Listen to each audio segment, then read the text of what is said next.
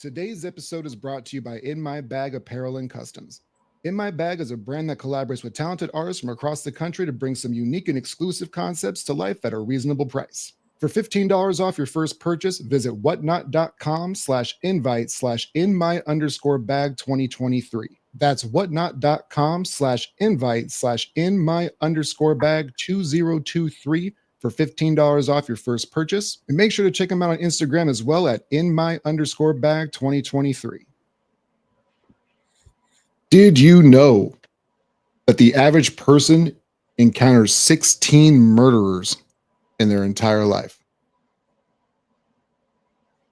No. That wasn't supposed to be a Detroit thing or a Chicago thing because you live there. I assumed abortion. Oh. You walk past 16 people who've aborted in their lives. I'm pretty sure more than that. I mean, yeah, that's probably, but I just didn't realize it was that high that you'd walk past 16, you would encounter somebody who's been a murderer at least 16 times in your entire life. But here we are. Anyway, welcome back to the Playbook Podcast. I'm Prescott Kelly. I got the one, the only C.R. McGee, Bears fans. Oh man, we got a lot of stuff that not that I necessarily want to fight about because it's good being right, but CR, how are you doing in the great city of Chicago today? I'm doing. I mean, outside of being -5 degrees, I'm cool. It's -5 there With the wind chill, yeah. Bro, it is 40 and it is raining like hell.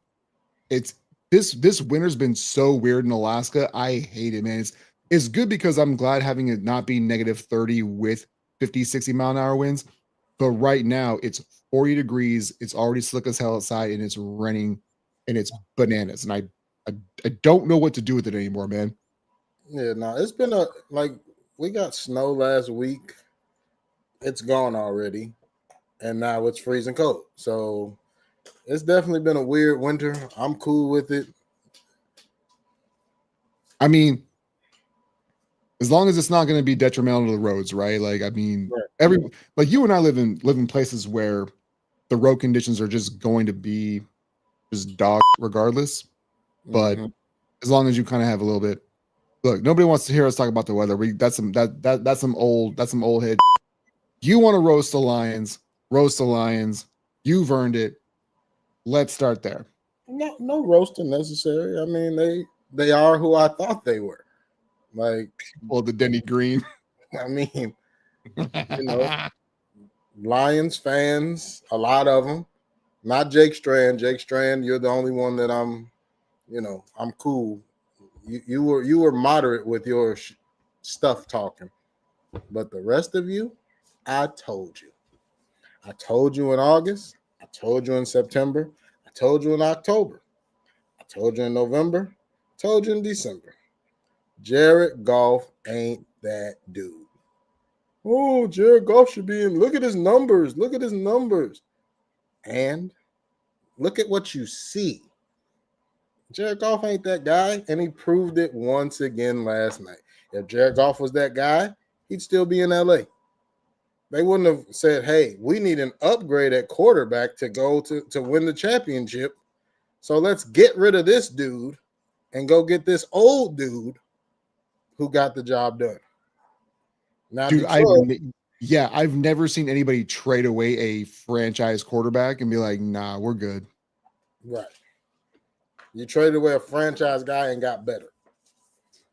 No. So I do want to go there real quick, though, is because I've seen a lot of the breakdown is always like who won the trade between the Rams and Lions. To me, I feel like both won because obviously the Rams got the Super Bowl. Detroit became relevant and became good also. So to me, Detroit has never been in a position where they could ever say we have a legitimately good football team. And they are now. But the Rams won because obviously instantaneous gratification is you got a Super Bowl. So it is the rare NFL trade. Like NBA trades, I feel like we feel like both teams won pretty regularly.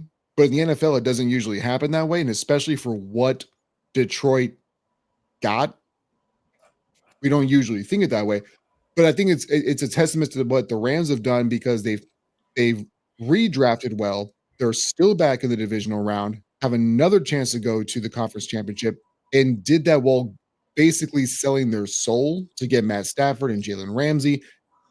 Like I feel like it really was a traditional win-win for both franchises, really. No, it was. It definitely was a win-win. Like you got what they got golf, they got Gibbs.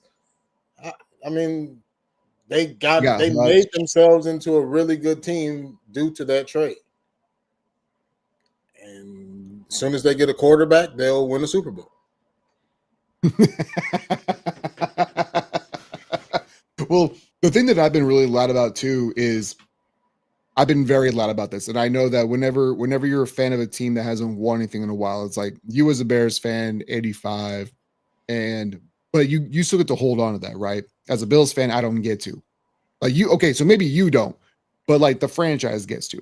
The traditional Homer fan base want like they get to hold on to The meatheads hold on to it. Yeah. right, exactly. So and again, as me being a Bills fan, I always get met with if I do converse with the Neanderthals, like you know, kind of alluded to, is well, how many of the Bills won? Well, they won a couple right before the Super Bowl mattered. They went to 4 straight, and now that we're so far past that 1990s mark, it feels like people have more appreciation. Once you kind of disassociate yourself and you distance yourself from the failure, you realize how difficult of a path it was.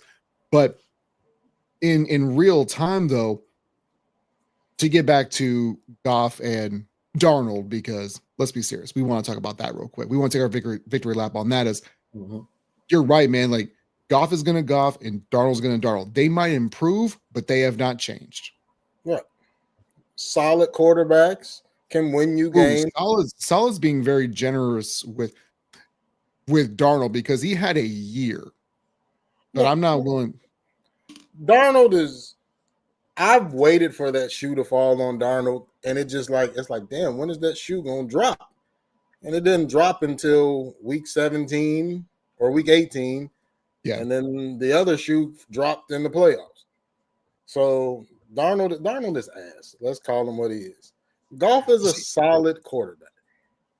I think that's fair. I think that when we really do this, Goff has had to me, Goff has had the better career. And I'm not even just simplifying this to the fact that he went to a Super Bowl with the Rams. I'm not simplifying it to he went to an NFC Championship game last year and was a game away this year. His career overall has been better than Darnold's. Like, I don't think that you can even really question that. But Darnold had glimpses the entire season that he was still the same Darnold, if you will. Like he still had all that in him.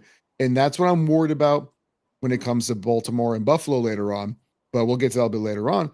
I thought that you were really when you said that you want to be on because you were going to talk that about Lions fans, I thought you were really going to drag them through the mud, and you've been very cordial about this so far. I don't want to get you banned for my language, so I'm trying to be mild-mannered. Look, everybody gets a couple. I'm being a little bit more liberal now with it. I do disclosure the acts and views of the guests on this show are not a representation of Prescott Kelly and the Playbook Podcast. So if you got a couple that you need to get out, go ahead, man. It's really just the dipshits. And like, don't get me wrong, Josh Pugh, my boy. Yo, share this and tag him. Share this and tag him. He needs to know this. You talked that talk all season. And the only thing I didn't even say that. I just said, okay, just wait till the playoffs. Just wait till the playoffs. Oh, Goff is this. And look at the Bears losing that. I don't care. I'm emotionally detached from my teams. I don't let them hurt me anymore. But you've been MIA, sir, since the Lions lost. Where you at, Joshy Poo? Josh. And then there's this other dude. He's just a fucking. I was gonna say, do I have to get it ready? You good? what's his name? I think his name's like Eric Adams or something. He may have blocked me because I don't know who that is. I see him. I blocked him, and I don't block anybody, but like I can't stand negative people, and everything that comes out that he puts up is negative, and I'm just like, bro, I don't need that. He's a Lions fan, and since I'm an admin, you know, I can see the stuff in the groups, but even though I have him blocked, I'm so happy he's unhappy. I hope you have the day you deserve, good sir. I, you know, I feel bad for Jake. I feel I bad saw it for earlier. You were saying earlier like you felt bad for Jake, which I'm right. not. I don't really know who he Jake's is solid necessarily. with me. I like talking to fans who are fans, but they're logical. Like I Yeah, hate even Bear fans. Like I hate. Oh yeah, we're going to go 18-0. We're going to win the Super Bowl. That's not going to happen. I It's left every single Buffalo Bills fan page like 4 years ago because I just couldn't stand the idiocracy. I couldn't stand the ineptitude, the low IQ of this is our year. This we're going, like you said, we're going 18-0. And it was Josh Allen's rookie season. And it's like, we're gonna win the Super Bowls. Like, bro, you guys thought he was cheeks until they got digs. We're not doing this. I'm not engaging in here. like in the Bears fan pages last night. It was just, oh, we picked the wrong guy. Well, he was the consensus number one. The Like I'm Bears to not. me, yeah, to me, the Bears didn't get it wrong. What I think is that we are always going to be prisoner of the moment. So Jaden Daniels, I don't personally like. I don't like being the hyperbolic person, but I don't think there's ever been a better rookie quarterback season than what Jaden Daniels had this year. I don't know if it's disputable. Yeah, the only one I would compare, because didn't Marino go to the Super Bowl his rookie year? Or was that his second year? He went to the Super Bowl. You know what? I actually don't know. It was one of his first two. I know that for certain. I can't remember if it's rookie or not. And if it was rookie, then obviously we have to recalibrate that as well. But I think that what people are doing is just the fact that Washington won two playoff games, are in the NFC Championship game, and are immediately saying he's better than Caleb Williams. He was better than Caleb Williams this year.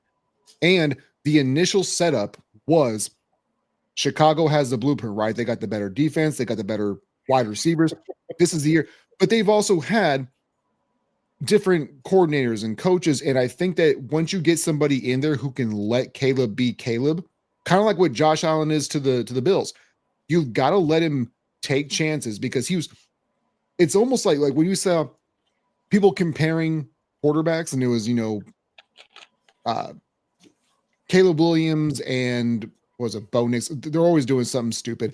And the TD to interception comparison. And it's like, well, yeah, just because you don't throw a lot of picks doesn't mean that you were good, though.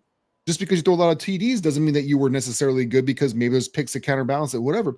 But I feel like he was way too conservative, way too in his head. And once he gets somebody who says, yo, just go be Caleb Williams, I think he's going to be fine. Yeah, Caleb, and I'm not like let's keep it a buck. Today, right now, Jaden Daniels is absolutely better than Caleb Williams. So I don't want anybody to think I'm yes, yeah, for sure. but that wasn't. I don't feel like that was a question even going into the draft. That Jaden Daniels he absolutely was better coming out, but Caleb had the higher ceiling. A lot of people felt right. And that's what the draft is about. The draft is always about like what's the ceiling, not what are you right now. It's always what do I think you can be. Exactly. And like I believe that like I didn't think Daniels, I thought Michael Penix was the best quarterback in the draft coming out. I did. He might really. Yeah, I was a trade back, take a lineman, get Penix. That's the camp I was in. I'm cool with Caleb. I don't think Caleb had the third best season in Bears history for a quarterback as a rookie, right? Statistically speaking, and there are Bears fans calling him a bust. How? How was having a 3-to-1 TD interception ratio is really tough to say that they're a bust. It was, but we always do this. I think the biggest thing is it's all the preseason stuff. It's all the pre-draft noise with the nail painting and the dad getting involved. And once you start getting to a certain level of media scrutiny, the expectations become too high. And if you fall short, he's a bust. But look, every single year we see with teams and we see with players. So somebody's going to overachieve, someone's going to underachieve. It's every single damn year. So maybe there was an undervaluing or an overvaluing of his expectation, but an under delivering of what he actually brought to the table. But that doesn't mean it's going to be the exact same thing next year. Right. I mean, honestly, I believe Caleb was neutered this year. Like, if you look at Caleb in college, Caleb wasn't shy. Caleb was a gunslinger. He didn't do that. He did not do that at all this year. But you can say the same thing about Justin Fields. If you look at Justin Fields at Ohio State, Justin Fields loved to throw the deep ball. Even his first year here with Matt Nagy, Justin Fields would throw the ball.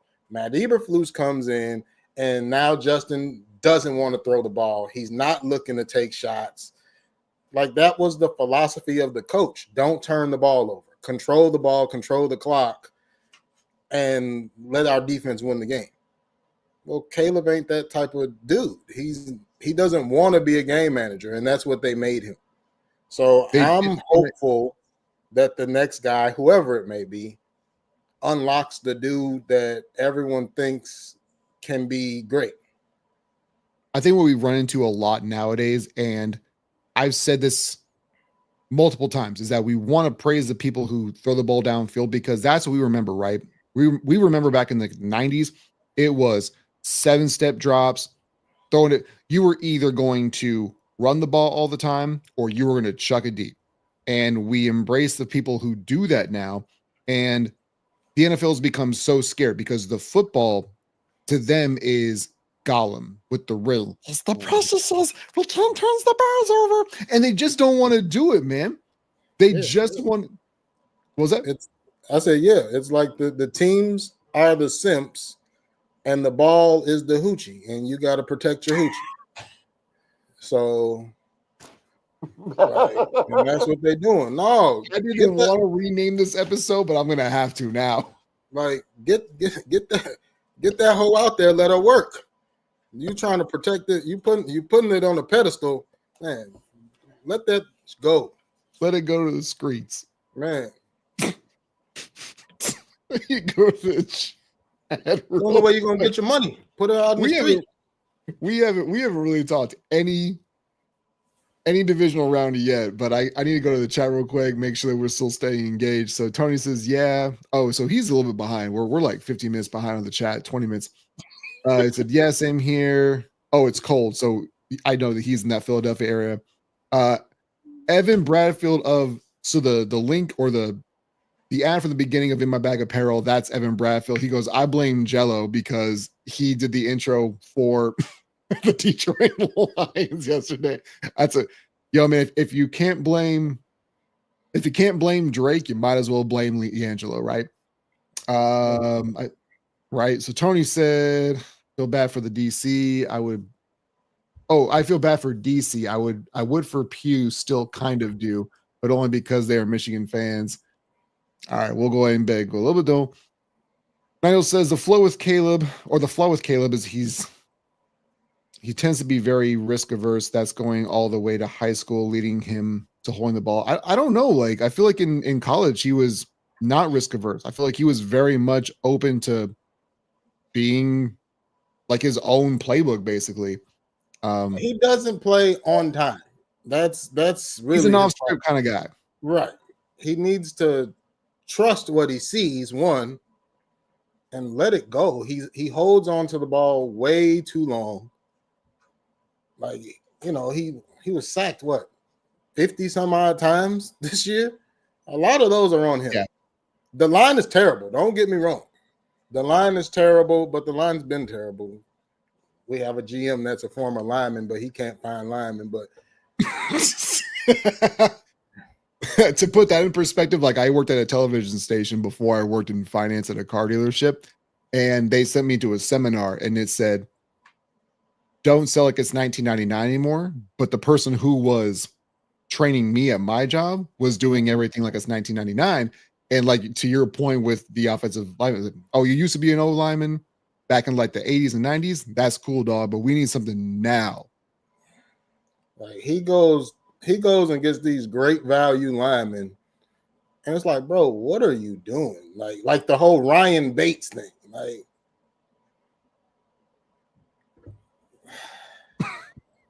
Lost for words. I mean, you traded a fourth round pick for a lineman that the Bills didn't want. There's been a lot of teams who have been doing that over the past like 4 or 5 years, it feels like. I'm glad the Bears season is over. Like I'm tired of talking about. I can't wait till they find a coach so we can actually talk about other sports in Chicago. Like when you turn on the radio here, it's all about the coaching search and who's the right guy for Caleb. Bro, we have every team in this city. We have every professional. Like, the Blackhawks there, they suck. All our teams suck. Don't get me wrong, but at least talk about them. So I'm going to go real quick. Roy Taylor, who's a Bills fan, I'm going to say, he said, let's go Buffalo. I agree. Let's go Buffalo. I think that they're going to lose today. We'll get to that a little bit later on. Nigel said, while I disagree, while all turnovers are bad, some are worse than others. Like, that's the whole thing. Like, for me, I don't feel like all turnovers are bad. Like, yes, does it suck to lose possession? But if we're doing this on a case-by-case basis, like I have no problem with the Hail Mary on 4th and 15 and it gets intercepted at the 4. Like I have no problem with that. Like they're gonna on the stat sheet, it looks like trash, but that's I don't know. Like most of them are bad. Yes. It's never good to lose the football, but it's almost by design sometimes, and I'm kind of okay with that. Yeah, no, there are some turnovers that are like Golf's turnover at the end of the half yesterday. That was terrible. That was a bad throw. Williams wasn't open. But if it's something sometimes the DBs make a play. Like they get paid too. Right. So but that wasn't really necessarily one of those though. Like that was a underthrown, poorly thrown, and he had another one late. And I said this on the chopping page was when I saw Ben Johnson call up that reverse throw with Jameson Williams when they were down by like 10, I said, this is when you know this game is over because desperate people do desperate things in desperate times. And they realized if this don't hit, we're done. And they were done beforehand. But that kind of trickery, I don't know, man. I knew that at some point in time because of the way that Dan Campbell and Dan Quinn both coach, at some point in time, this is going to bite you in the ass. I don't know when, but it's going to. And it bit Dan Campbell. And like, dude, Jahmyr Gibbs was averaging 10 yards a clip on the ground in the first half. Why the hell are you not letting that dude put in work? Montgomery's the one coming off injury, not him. Jahmyr Gibbs. He's good at football. Outside of Penei Sewell, he's their best player. Like on either side of the ball, give him the ball, let him eat. Yeah, I know I'm raw. Let him eat, man. Like that dude is like he's different. Game-changing speed. He can take it outside, he can take it up the middle. You let Jared Goff lose you that game. Like Ben Johnson did not call a good game. He didn't. No, and I want to be clear about something, like because I do think that here, what we've seen over the past few months is Aaron Glenn and Ben Johnson have been the two dudes who are widely associated as they're the next head coaching candidates wherever they choose that they want to go. For the sports simpies, there's going to be a lot of people who say, "Oh, well, they blew in the big game again." I'm not going to. If you wanted to hire them 11 hours ago, you sure as hell better want to hire them now. Absolutely. One game shouldn't change anything. No. Honestly, my team wants Ben Johnson. That's no secret. I'm looking at that as like, okay, yeah, he effed up last night, but that's a chance for him to learn and be better for my team. So, yeah. And I think that the thing that a lot of sports fans don't realize, like coaches can get better too. Like Brian Flores is a prime example of somebody who nobody wanted to hire. has now reestablished himself, and you can learn from previous mistakes Dan that you Quinn. had. Yeah, winning always, like John Madden said, winning is the ultimate deodorant, right? It erases everything. But on top of the fact is like you can understand that you made certain mistakes, logistically, personally, and grow from it. It's not just players, it can be grown ass adults too. We make mistakes. And I think that Brian Flores is somebody who he's going to get a head coaching job, even though I know it looks bad with him suing the NFL and everything like that. I understand that. But seeing what he did in Minnesota, and then just it felt like there was a growth with him as a person, like you shouldn't be shy about hiring Brian Flores for a gig going on. No, I mean, I hope he don't land here. That's me, but I get it. That's fair. But people change. People get better. Hell, I like to think I'm better now at 38 than I was at 28. So, I mean, yeah. Lions fans might not agree with you, but that's okay. Oh, well, they don't. Like most of them, you live in Detroit. Like, what do you know? Detroit style pizza. Like, I tell my sister she needs to move home all the time. It's like, why are you there? Like the sun don't even come out there all the way. All right, as an Alaskan, where I'm just now getting to like 2.5 hours of daylight, I take slight offense to that. But I mean, the whole like city. You see my room, dude. My room has jaundice. The lighting in my room has jaundice, bro. It's like Detroit. Like, have you ever been to Detroit? No, I have not. Like my sister lives there, so I've been to Detroit. I've been like when Joakim Noah said that stuff about Cleveland. Like, who wants to visit Cleveland? No, who wants to visit Detroit? Nobody says, "Man, I'm going to Detroit on vacation." For what? Like my whole family, don't nobody want to go see my sister. They tell it, like, we'll pay for you to come home. Nobody. That's a great Ricky Waters line too. For what? For who? Man, like Detroit. No one cares about you, Detroit. Saginaw ain't had clean water in 10 years, and ain't nobody talking about it. The water still ain't clean. Nobody talking about it no more because people don't care about you. I'm letting you know. God damn, dude, it's off the top rope. I mean, the University of Michigan, the Wolverines, all they care about is, we beat Ohio State. I don't care. I genuinely don't care. Ohio State's about to play for the national championship. Hey, but when did they beat us? Who cares? You're not even playing. You lost to Illinois. That rings true for me because I am somebody who I don't like using the term we. I'm not playing. I'm not that. Now, to some people, like if you went to the school or if you played in the league, which nobody on my timeline has ever played professional ball for any sport at any level. But if you went to a certain school and you graduated and you played there, if you want to use the term we when talking sports, I will grant you that. I don't agree with it, but I'll allow it. I don't use we because, bro, like I haven't played one down of football in my entire life. And I'm not going to pretend like I was about that life. Like that's not how I got down. I'm just like Michigan fan. Like Jake Strand is one of a kind, but Michigan fans, Michigan State fans, they're so obnoxious. Like Lions fans, I can stand there's a couple Ohio State fans that I can stand. Like LaShawn is cool. I was going to say, you better say LaShawn or he's going to want to fight you in the street. Matt's cool. But then there's some Ohio State's fans. It's just like, bro, somebody just stone them. Like, just stone. Like, somebody, who was it? I forget who it was, but somebody commented something about, like, the kid at Alabama, Ryan Williams, the receiver. He's a freshman, 17 years old out there playing in the SEC. He killed Georgia, and somebody said, wait till he plays a real team. What? I thought that Georgia was. Right. I don't even follow college sports, and I feel like Georgia's a real team. Yeah, no doubt. Georgia's a real team, but I don't know.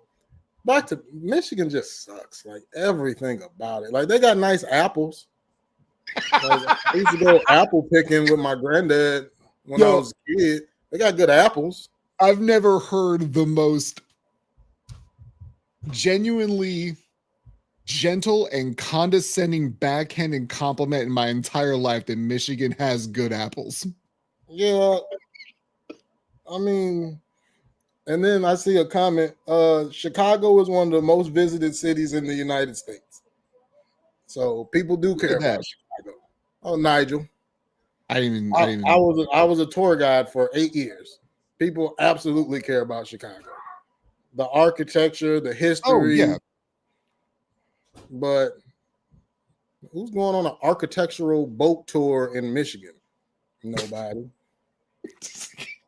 I can take you to a speakeasy where John Gotti used to be at and stuff like that. That's interesting. Like, oh, Motown. Ooh, man, who cares? Who cares about Motown? All of them are dead except Smokey Robinson. I didn't want to be that guy because I'm somebody who if somebody offered me, hey, do you want, because again, like with me being in Alaska, I don't get out of the state very often. So if somebody offered it to me, I'd be like, yeah, man, let's go see that. But if you're already accustomed to that environment, it's like, yeah, why would I want to go do that? John Gotti also came to Chicago. I'm telling you. Come take my tour. Do you want to recap at all Houston, Kansas City from yesterday, or you just want to move on to today's games? And we can take it where you want. Al Capone has hidden tunnels in the city of Chicago too. All I know is I don't care too much about Houston, Kansas City because that game went relatively the way that I thought that it would. Boring. It was boring. And I'll only say this, and I don't know if you agree with me or not, but when it comes to Kansas City, I'm getting really tired of just like the number one excuse is being officiating. The first hit when it came to Patrick Mahomes, when he got hit in the face, I think it was Will Anderson, was it minimal? Yes. Is it by the rule? Yes. You'd like to think that at the playoff level, they let it go. But I mean, like, to me, it's not worth enough of making a huge deal about it. But I mean, otherwise, the game went the way I thought it would go. Yeah. Nothing out of the ordinary happened. And but here's the thing that bothers me. Anything that happens with Mahomes, it's escalated. People are so on both. Like he does get hit sometimes. Sometimes it is a penalty. Sometimes it's not actually the refs cheating for the Chiefs. I don't believe the refs cheat for the Chiefs. Does it look like it? Sure, sometimes, but there's also every game. There's also missed calls. I remember it wasn't the kick that was blocked, but it was the one that was missed. And they're like, oh, well, the Chiefs line up off sides. And it's like, I will tell you one thing and one thing only. I've only seen one false start penalty ever be called back in the history of football. And that was with Tom Brady playing against the Titans. Let me just go ahead and do that because a false start is something that you do not see overturned ever. So we can go ahead and just stop with that nonsense. But moving on to today's games. Rams, Eagles. What are your thoughts? Because I'm all over the place on this one. So I feel like the weather is going to play a big part.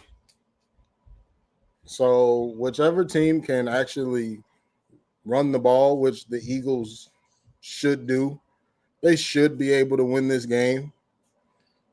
I think they'll win it fairly easy, honestly. Because when I locked in this game the Commanders already just nuked my parlay. It doesn't really matter. Like my 4-game parlay is nuked because of them, which is fine. But when I locked mine in, I had the Rams +6. And that's before I knew what the weather was. But still, I feel relatively confident that they'll cover. I think that Philly will still win. The thing I always worry about, though, is the teams who are going to break character. And I said this about the Detroit game, is that if they stay true to who they are, which is run the football, even if you get down early, don't bail on it, because you had five turnovers against Houston and you won because you didn't freak out. You got to, it helps getting a turnover immediately after halftime, sure. But they didn't panic. They stuck to the run. They got back in it and they won. And I thought if they break script, they're going to lose this game probably. And they did. It's the same thing with Philly. You need to, between Barkley, Gainwell, and use Hurts in the run game. And I'm not just talking about those 1 yard vulturing touchdown plays. Use them effectively. They should run away with it. But is Nick Sirianni going to do Nick Sirianni things? That's what I'm worried about. Like you rode Saquon here, keep riding him. Like keep riding him until you can't. Now, if it becomes a shootout, somehow you may have to open things up. And if you got to rely on Jalen Hurts, that's when I might give the Rams the edge. And it's not even that I don't feel like Jalen Hurts can do it, because I think he can. I just love the Rams D-line. Like, I love those young dudes. Those dudes are young. They're hungry. They're fast as hell.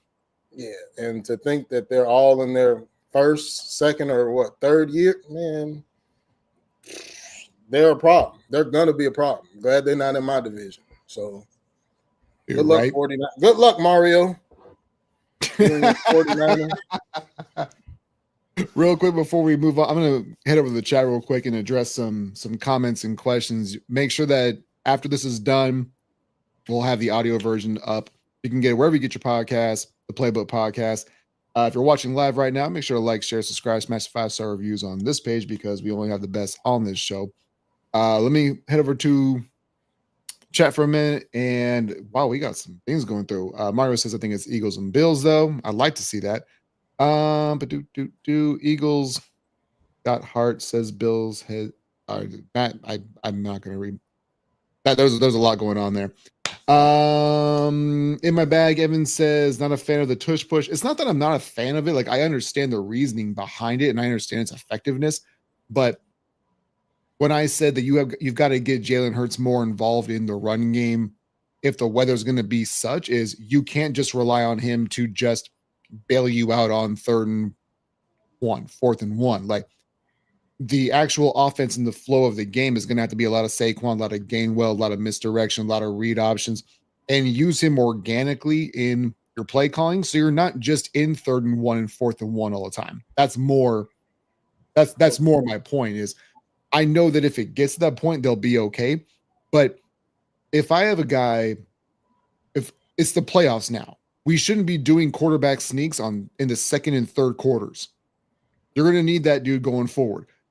Just evade it altogether. And if you need to, if you absolutely have to, then fine, but just don't put yourself in a position where you can, because that feels like it's a cheat code to a degree, but you got to be better than that going like throughout the game, though. I don't know. I feel like if that's what got you there, keep doing it. Now, I hate the tush push, but I hate it for other reasons.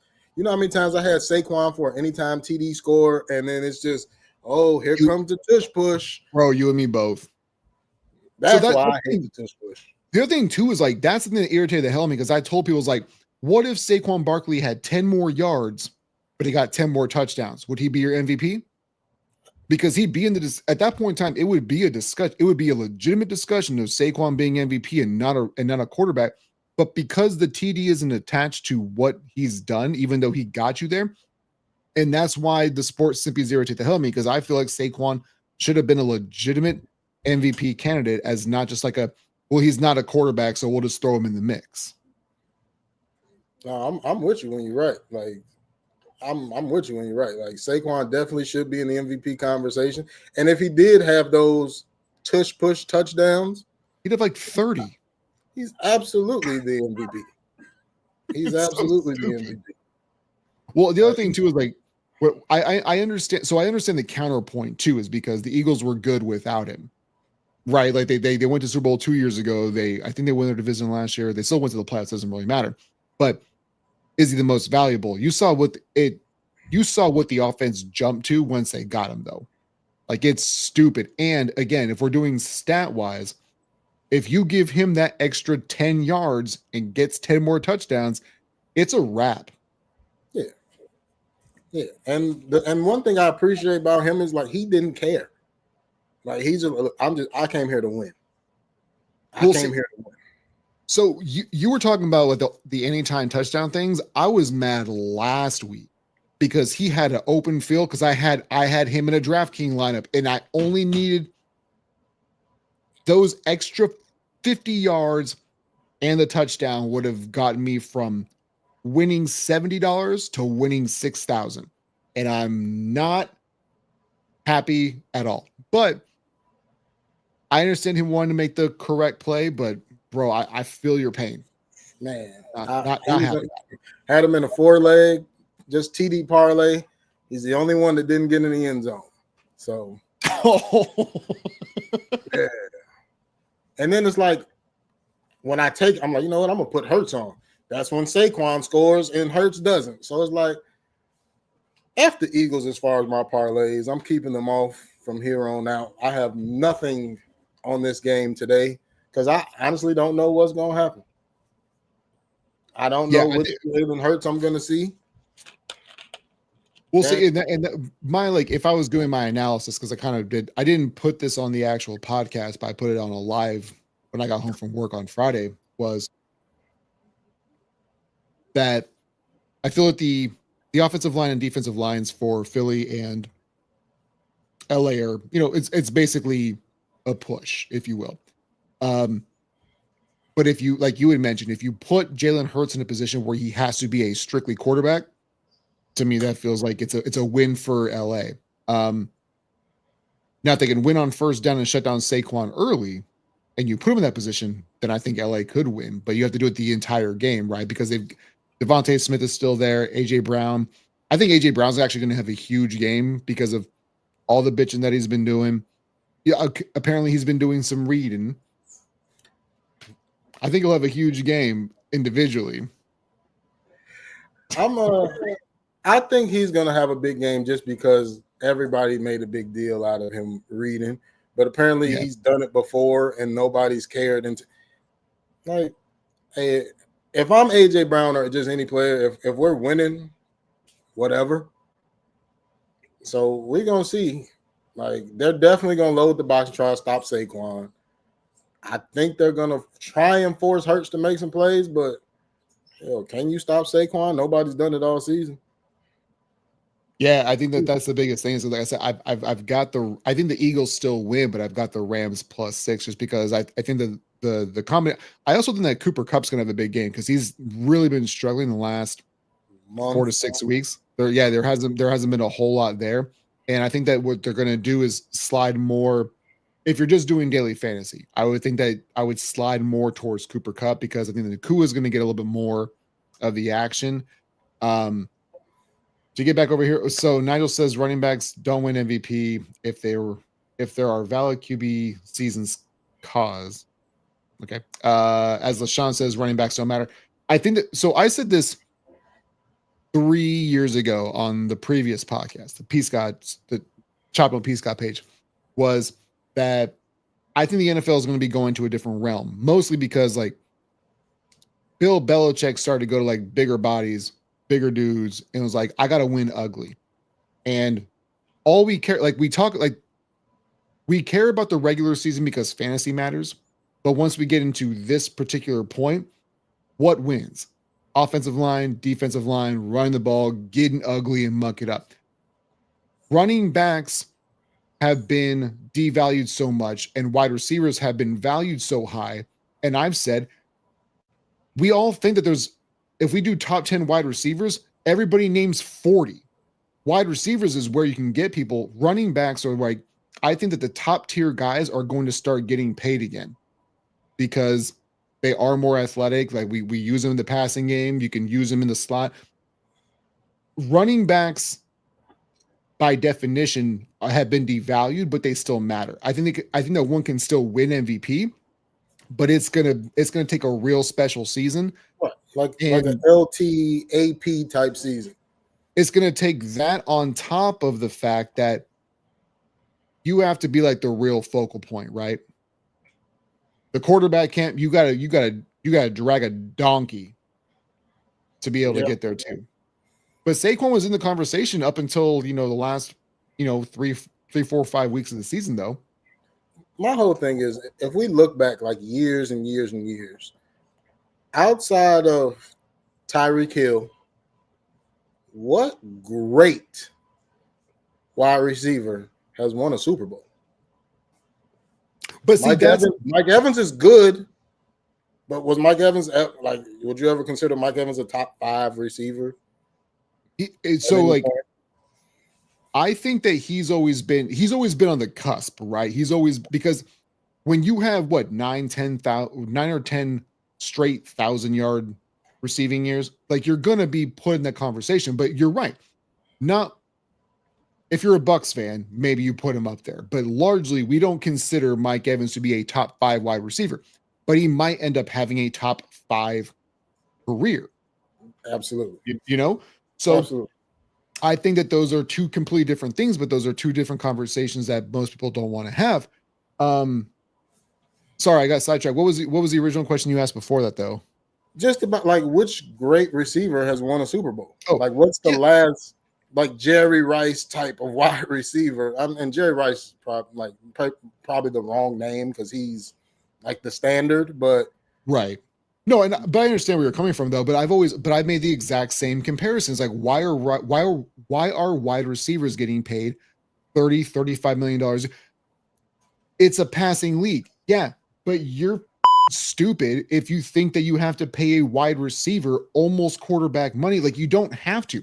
Where are the Vikings right now after they paid Justin Jefferson? Where are the Bengals after they paid Jamar Chase? Where is Tyreek Hill? Like, everybody who is supposed to be a tough, Devontae Adams, Stephon Diggs, like, they're older and got broke. But that's always been my point, is like, you don't have to pay wide receivers 30 plus. No. Now the money is only going to go up, right? Because as long as the salary cap goes up, the money is going to go up. But it's the percentage of what you're paying. You don't have to do this, because I've been told over the last 4 years Cincinnati's going to be good because they are going to be able to have Chase, Higgins, Mixon, Burrow. They lost Mixon, and they're going to lose Higgins as well. Yeah, stop paying. They haven't invested their money where they should have, in the trenches. No. Like, the teams that win invest their money in the trenches.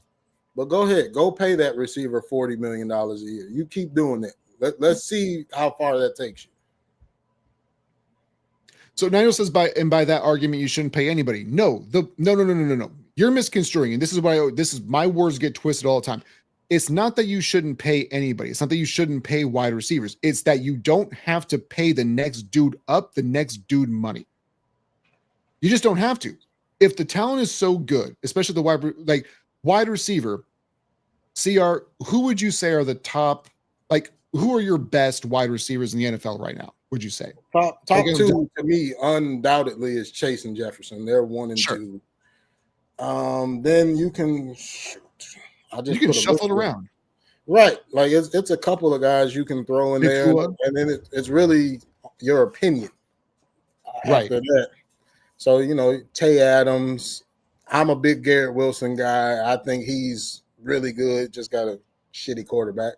Malik Neighbors could be that guy. Right. I love McHonky.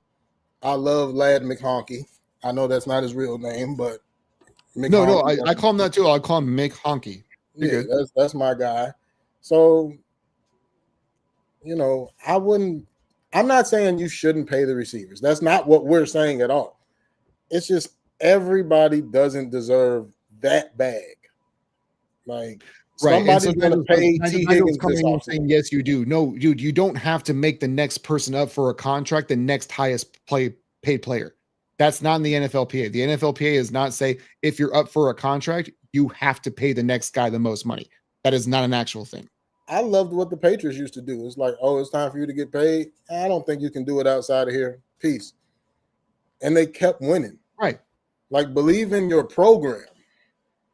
if you have a good program, like look at the Chiefs. Everybody said, "Oh, the Chiefs will fall off when Tyreek Hill's gone." Back No, to they won backers. the Super Bowl. Like Back to backers. you have to be smart about it. Do these dudes deserve their money? Absolutely. But if it's me paying a wide receiver $40 million or me taking that $40 million and putting it into my offensive line because my quarterback got sacked 50 times, I'd rather do Right. that. Like I just For believe sure. in I'm paying my linemen. I'm paying my linemen to keep my quarterback safe or to go get the quarterback. And Monty makes a good point because he said Bengals haven't paid Chess yet. That was one of those things where like I wasn't sure if they paid him because I know there's been a lot of back and forth, and there's a lot of contract talks that always They happen. screwed themselves with that. Because now that Yeah, Jefferson's because been paid, Chase just won the Triple Crown. Now you're going to really pay Chase. You're going to pay him more than you would have if you had paid him in the offseason. yeah, Now what you going to do? Because your line's still suspect, your defense is trash, and that's my point right there. Like he deserves the money. You have to pay him.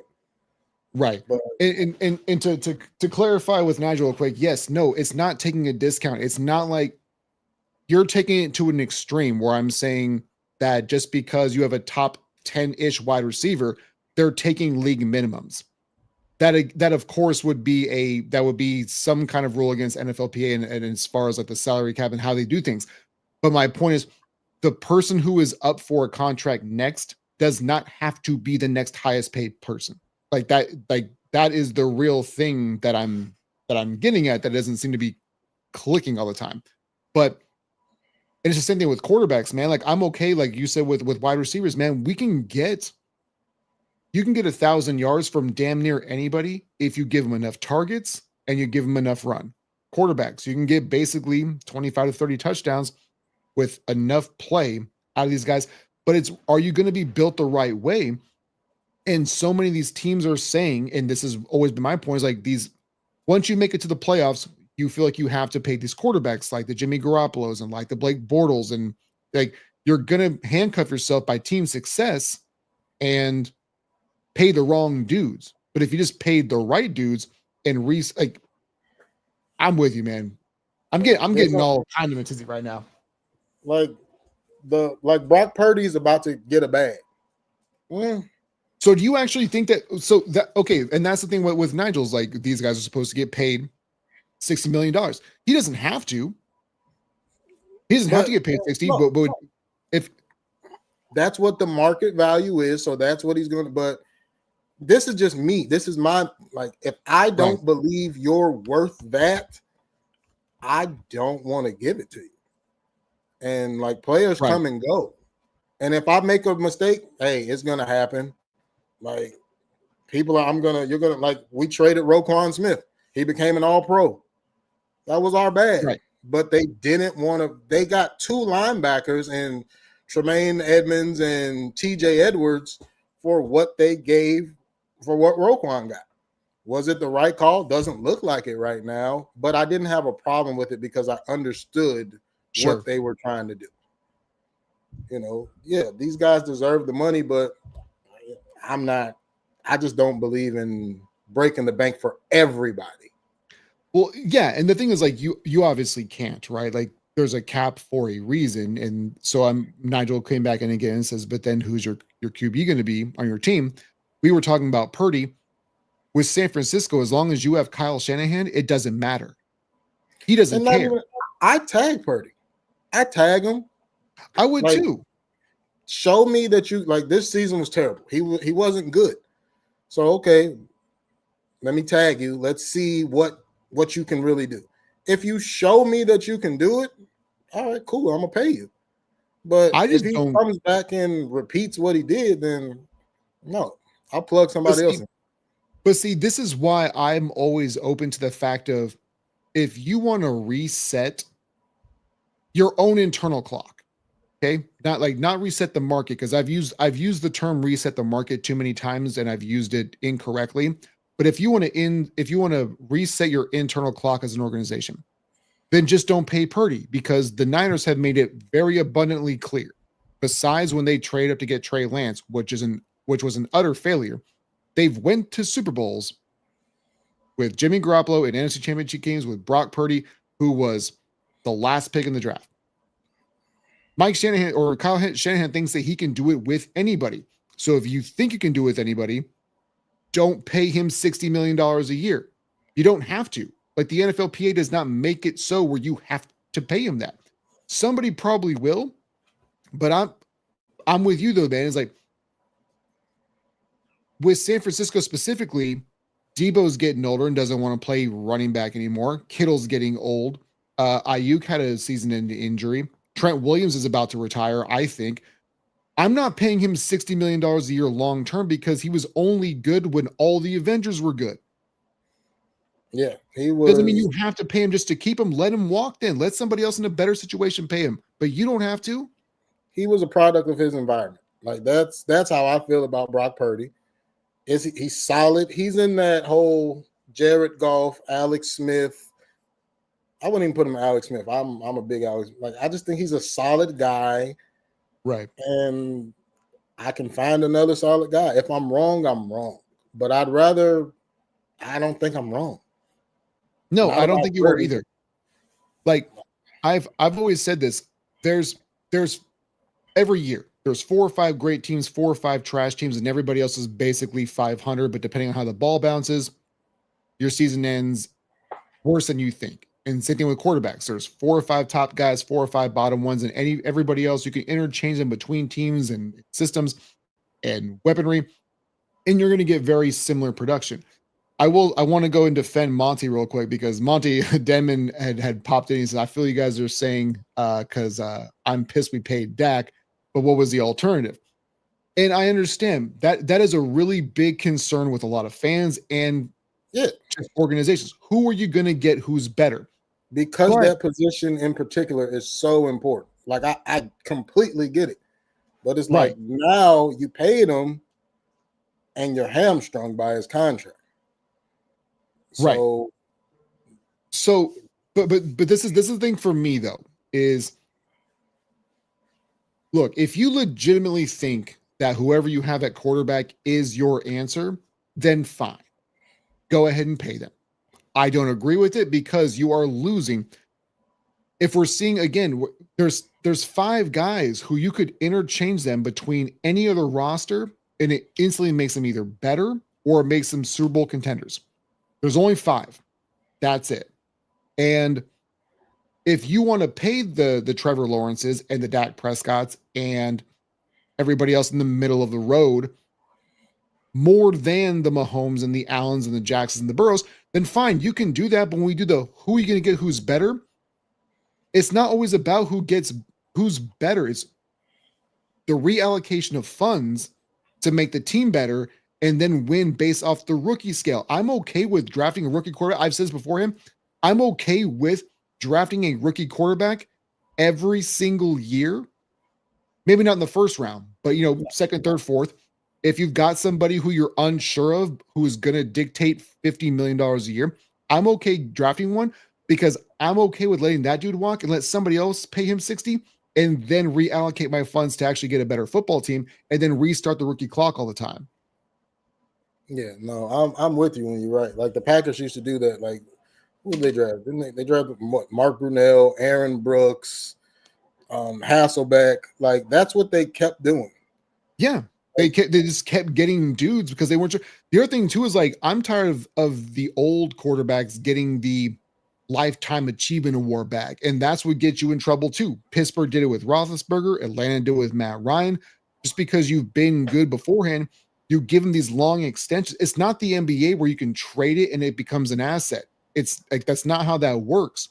So they're paying these dudes way too long and way too often. Like Russell Wilson's another dude. Like the Steelers, it's not that these contracts aren't tradable, but it still puts you in a bad position going forward, though.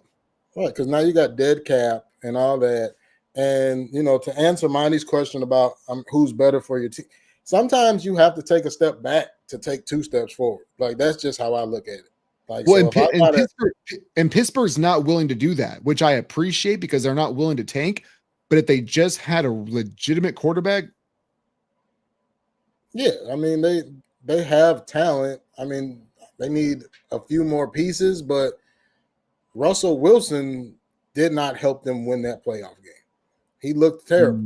So maybe you need to not be in the playoffs and have a shot at Arch Manning or somebody like that so you can take 3-4 steps forward.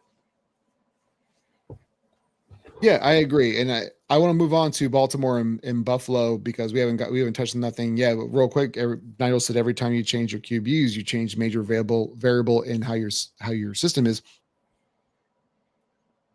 Yes and no. But the great coordinators make the system fit the players as opposed to making a player try to fit in your system. And I feel like that's where a lot of teams go wrong because you try to fit this square peg into a round hole, but right. If you develop your team around what you have, a la what the Ravens are doing, what the Bills have done, you'll have success. And that's the thing is like when you change QBs, you change a major variable in your system. What are the teams that are always at the bottom of the barrel all the time? The Bears, the Jets, the Giants, the Jaguars for the most part. But I mean, like, it's just the Raiders, but it's something Browns. But the problem is, so like, yes, you have to be able to find it, but they're also reaching on guys. That's the whole thing with me when it comes to the NFL draft is the draft is such a crapshoot. And we got to stop using the term generational because we use the word generational talent every single year. That is not the definition of that word, and that is not how any of that goes. Like, it's generational means once in a generation. So I'm 40, you're about to be. Every 20 years or so, there should be somebody who should be a can't miss prospect. We're using it with every goddamn person who comes out of the draft this year or every year. Like you can't tell if someone's generational until they retire. Like, coming out of the draft, would anybody have said, oh, Aaron Donald is generational? No, but he was. So I feel like you can't really deem someone generational before they come in and do it. Can they have a lot of potential? Absolutely. There's no such thing as a generational prospect, and there's no such thing as a can't miss. Right, but I think what people do is they do the lazy thing that we as sports fans love to do is they layer it with generational talent. So if they miss on it, they can say, well, he was a generational talent. I didn't say he was a generational prospect. I didn't say he was a generational player. He was a generational talent. He just underachieved. And it's the easy cop out for not wanting to take full ownership of you being a Neanderthal. Oh, yeah. That's I've stopped using that term generation. Like, Caleb was generational. Huh? Is he? Was he? Was he? Was he? You comparing him to Mahomes? Why? Because he plays off script. He don't look like Mahomes. No, not yet. I mean, look more like Geno Smith. The other thing too is like Mahomes didn't play until the very final season of the final game of his rookie year, whereas Caleb was forced into play week 1. It's a little bit of the circumstances are not the exact same either. No, not at all. Plus, the Chiefs came off a 13-3 year and traded up to get him. Didn't just have the number 1 overall pick. I know that Chicago traded for him with that thing with Carolina, but they didn't like organically just have the number 1 overall pick. Same thing with KC when they got Mahomes. Like they moved up 17 spots to go get Mahomes and got it right. Like San Francisco tried that with Trey Lance, got it wrong. And they gave up way more too. Yikes. That's a big old oof. But we still got to get to Baltimore and Buff. Oh, go ahead. I didn't mean to cut you off. No, you're good. It's just the draft is just, you got to have a great scouting department. And if you don't, you'll be where the Giants, Bears, Browns, Raiders are every year. Well, to put a cap on that is that it really does feel like most people, if it's not a name that they recognize, they think that it's a failed draft pick. And we've seen with Detroit do it over the past 2 years. Like, it may not be a name that you recognize, or it might be a reach, but they're getting a dude who fits what they want to do. And it's a good fit. And they're getting the football players that they want. We don't know. These draft analysts and experts don't know, because if it were, and if everybody knew what was going on, Ryan Leaf would have been awesome. So I want to get your opinion on Ravens at Bills. That is I think that's going to be the most intriguing matchup of the day, not just because I'm a Bills fan. I actually kind of hope they lose because I want all the people who've been saying that Josh Allen is this dude to know that he still makes Josh Allen mistakes, just like Sam Darnold makes mistakes. And I'm just kidding. I want them to win, but go ahead with what you got. I do think the Ravens are going to win, but I think Josh Allen's going to have a game. The reason I'm picking the Ravens, and I feel like it's going to be a one possession game. I just believe in the Ravens defense more so than the Bills. That's really what it comes down to. To get the one stop that's needed, I trust the Ravens more than the Bills. That's totally fair. So Anthony McBride, man, I'm so glad because him and I have had a very awkward social media relationship over the past 3 or 4 years, and he just chimed in with the "Here we go." Yeah, he chimed in with the "Here we go." LOL. And Monty says, "I have no feelings for the Ravens and Bills. I hate being forced Allen, so part of me wishes the Bills lose." I think that you're fair. Like whatever side you land on, and I know that Anthony was going to do that, but I had to get that out the way because as a Bills fan, I am somebody who. I need you guys to realize that Josh Allen has flaws. You may not want to acknowledge them. You may not want to experience them, but it is real life, and it is something that everybody has to deal with. And but he has flaws, but he's played damn near flawless this season. So this version of him statistically even, and this is why I hate doing the whole stats comparisons because like stats to me are part of the equation, but they are not it doesn't tell the whole story. So I also am somebody I'm tired of hearing people say that Lamar Jackson has an exponentially better offensive weaponry system around him than Josh Allen when the two teams are goddamn near really almost the exact same. Offensive lines are good. They've got fairly weak wide receiving cores, and they run 2 tight end sets. One guy's older in Andrews. Kincaid is younger, but they're built they don't run the same offense, but they're built relatively similarly. And I'm tired of people thinking that the Ravens' offensive weapons are just juggernauts and the Bills are trash, and they're both relatively similar. Yeah, no, I can see that. Like both teams are heavily reliant on their quarterbacks being able to run the ball and pick up those third downs when everybody drops back into coverage and all that. Yeah, but if you ask me if I had to choose one,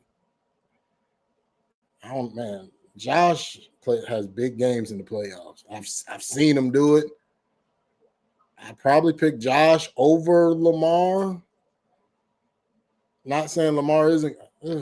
I feel bad saying that. I know. And this I told people beforehand, man, today's the 19th, tomorrow's the 20th. There is going to be some division when it comes to these two quarterbacks going forward. And Anthony says that he goes, I agree that he has his flaws. I just think you're too critical of him. And the thing is, like, and I have said this for years, I come over the top because nobody wants to blame him for anything that he does wrong. I know he's awesome. And the reason why he's awesome and the Bills are awesome is because of the shenanigans that he does. But we talked about this with Goff. We talked about this with Darnold. Just because you've improved doesn't mean that you've advanced. He still has a lot of hero ball in him. Watch him have. The other thing too, I mentioned was Kansas City is like, there's going to be a lot of times where he's going to complain about calls. He may not get them, but just one, watch how much he complains about calls. And two, watch how often he makes dumb, boneheaded decisions. They may not end in fumbles that they lose. They may not end in interceptions that they lose. But there's going to be interceptable balls and footballs put on the turf because Josh Allen trying to do too much. I mean, that's true. But at the same time, it's like he does too much sometimes. But it's like, all right, no, Josh, don't do that. Oh, shit, that's a 60-yard bomb to Shakir. So it's like one hand washes the others. That's That's a great way of putting it. And to me, I feel the exact same way. That the Bills wouldn't be where they are currently if they didn't have Josh Allen and if they didn't have him playing the way that he was. Also, if he were not to be 100% Josh Allen, could they have gone to a Super Bowl already? Maybe. And I'm not doing 13-second game. But people will also they only look at the good with him. He's the one who digs them into these holes sometimes. But because he digs them out and he's the quarterback and because he's Josh Allen, it sometimes gets a pass. And I'm just saying, if he didn't put you in this hole, he wouldn't have to dig you out. It's circumstantial football. And I feel like this year they finally got it under control. Do I want them to win? Yes, but I took the Ravens -1. Yeah, no, I definitely would. Like I said, I believe in the Ravens defense. I think the quarterbacks are a wash. The offenses are a wash. I think it's just going to come down to which team can get that stop. And I just trust the Ravens defense to get that stop before I trust the Bills. We'll see. And that's where I'm leaning on too, is if I'm somebody who I'd rather you be really great at something instead of being the one thing with Lamar over the past number of years is that, and especially a big criticism of me with him is that the Ravens have wanted to make him, let's prove that he's a pocket passer. And they've gotten away from who they are. And it's kind of the same thing with the Bills is like they've crammed Josh Allen down the throat that he has to be Superman instead of tailoring him back and getting the best version of it, which they have now. And Lamar seems to be the exact same. Like it feels like both these guys have figured it out within like relatively short times, and well, not short times, but in a similar time continuum, if you will. And we're getting the best Lamar Jackson and we're getting the best Josh Allen. And I think Derrick Henry means more to this game than Lamar Jackson does, but Josh Allen is the catalyst for Buffalo.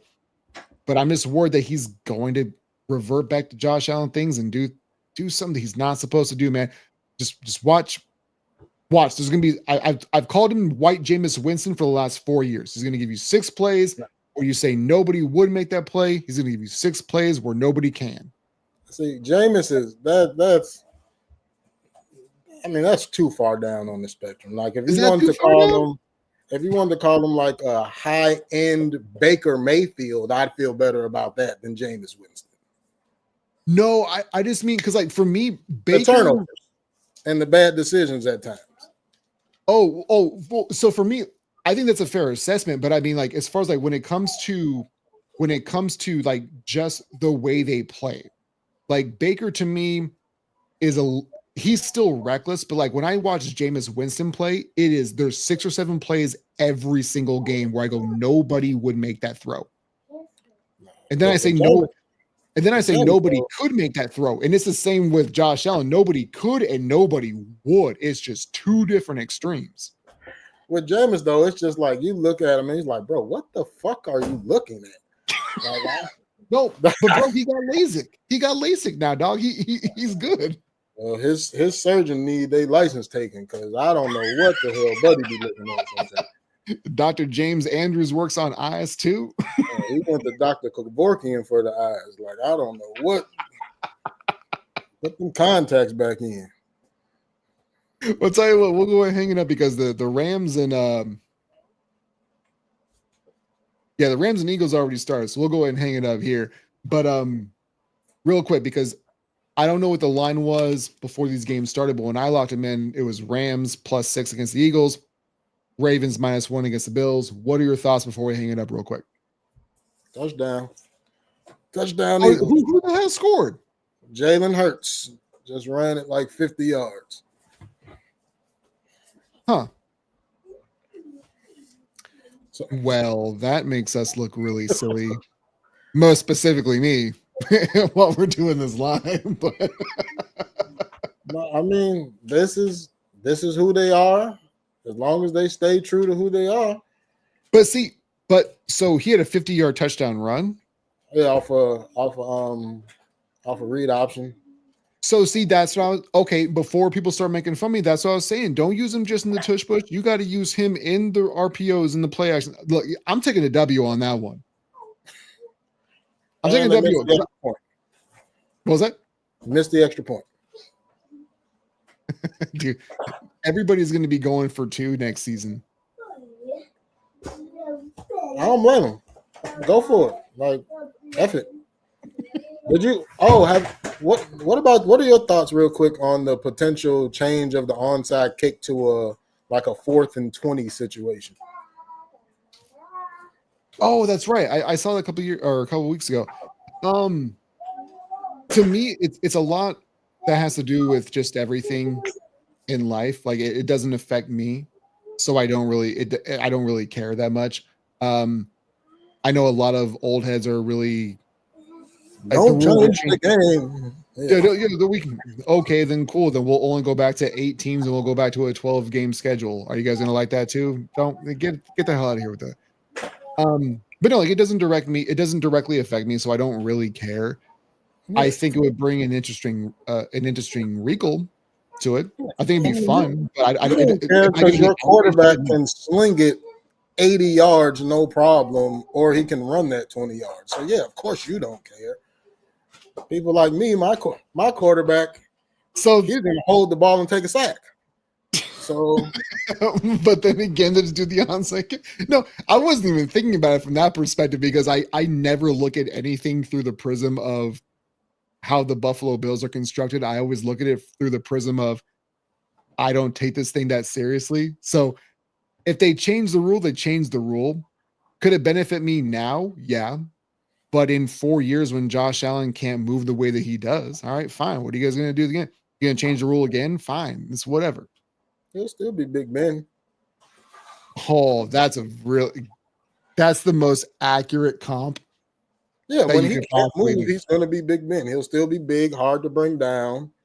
And now, I know that people are instantly going to say Josh Allen isn't Big Ben. No, I know that. Like, just no, I understand that. But to go from the athletic ability that Josh Allen has now, and in 4 years, once he can't move the same way, that's what CR is alluding to, and I'm agreeing with. When he first got in the league, like Roethlisberger was considered like a somewhat mobile quarterback. That's how much we've evolved too. Is he used to be labeled as mobile. The last 6 years of his career was yuck. Yeah, now you can't have a quarterback nowadays who isn't mobile. Like, I can't think of a quarterback coming out who can't move somewhat. Like, I think that we use mobile as too much of a loose term. Like, when we do mobile, we think that like you have to be Jaden Daniels. I think that you just have to be able to slide and just like manipulate the pocket, move around is mobile. But that's why, and the running quarterback is what I don't want. Like, I don't want some guy who's just gonna, all right, let me take this snap. Oh, fuck it, I'm gone. Yeah, you don't want what we made Justin Fields last year. Right. He was just a running quarterback opposed to being someone mobile. Like, I feel like Kyler Murray's mobile. You know, I feel like Kyler Murray is almost, well, no, he was, and that's the thing. And we talk about evolution of the quarterbacks, and just like with you being in the league, is like he was considered a rushing quarterback when he came in, and now he's a mobile quarterback because he wants to still throw it. He's buying time and he's escaping the pocket, but he's mobile. But he's not a running quarterback. He's not Michael Vick. Like those are two completely different animals, really.